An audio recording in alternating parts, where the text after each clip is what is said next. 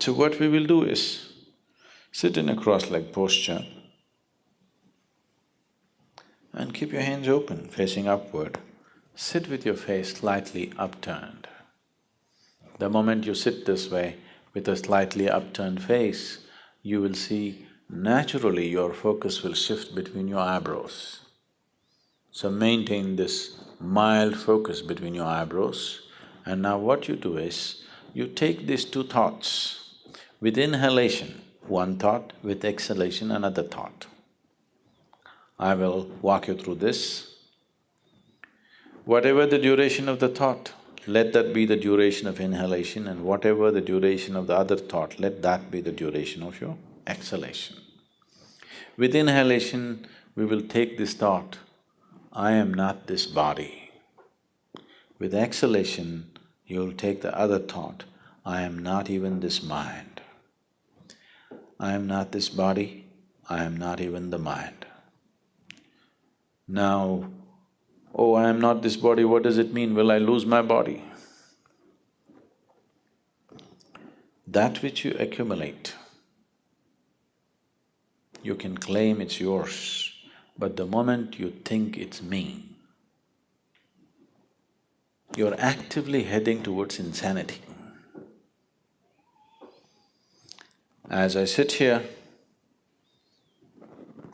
if I suddenly say, this is my vessel, you will think, well, Sadhguru seems to have a problem. But you know, there's a reputation of being wise. So you will sit for some more time.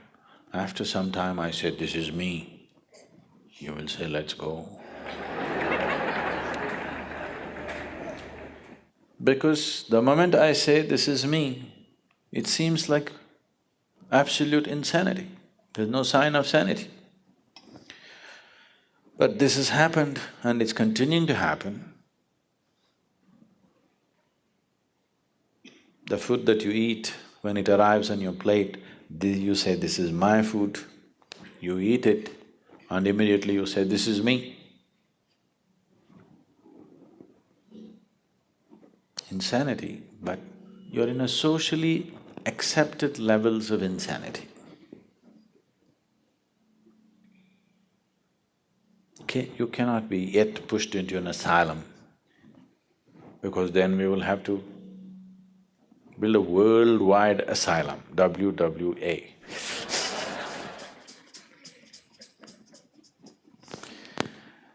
So, this is an open asylum. You know, there's something called an open prison. Just like that, this is an open asylum, but it doesn't matter. The moment you start thinking an object which is not you as yourself, you have taken the first step towards madness. It only takes life to push you harder.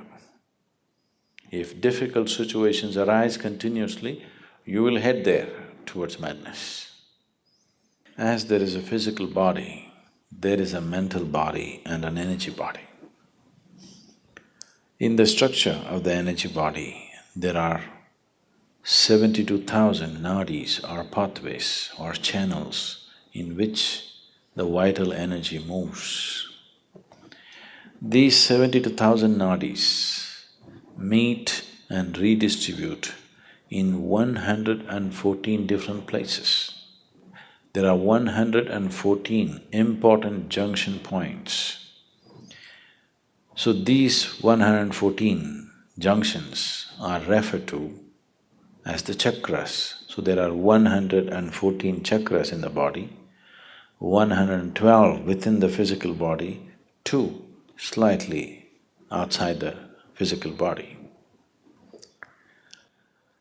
Of all these 114 chakras, there is only one chakra in the whole body where all the nadis or all the pathways meet at one point.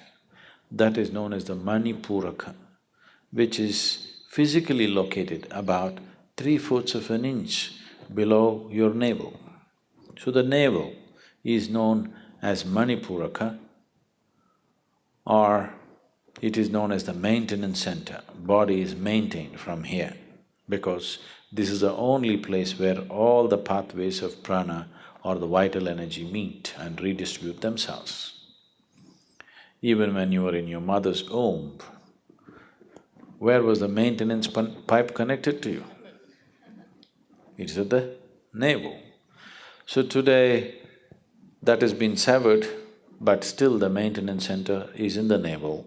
So this is the Manipuraka chakra, this is the only place where everything meets. If you utter the sound ah, you will see the reverberation begins just about 3/4 of an inch below your navel and spreads right across the body.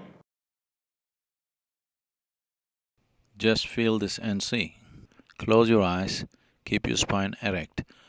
Utter the sound ah, fully exhaling into the sound.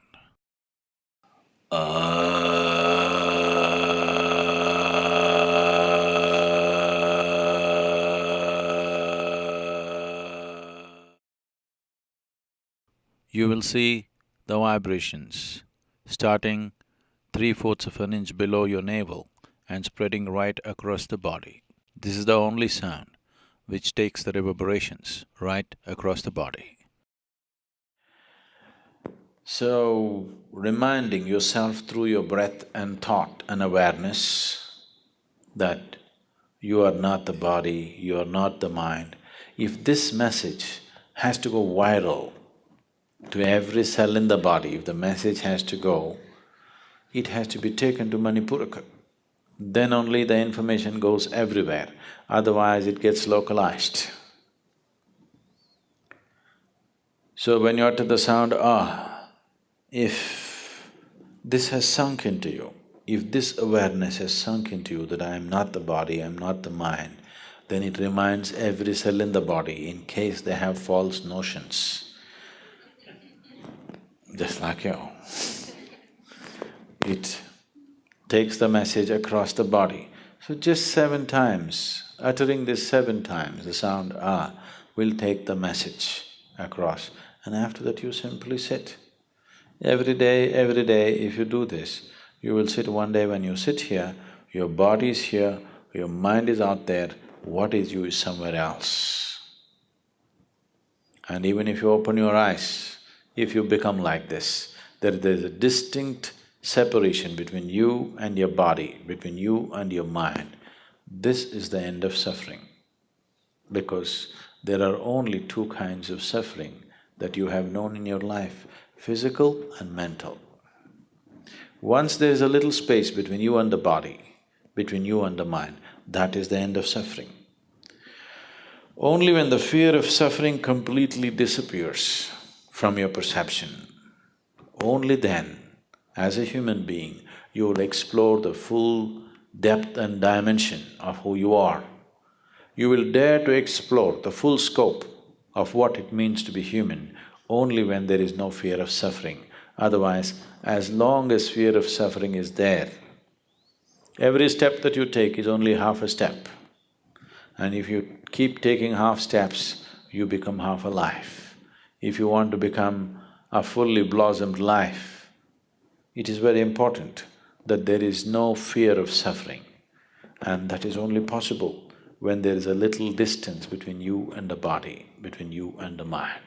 As long as you're identified as the body, as long as you're identified with the mental process, fear is a natural process. So sound ah takes the message across the body, to every cell in the body.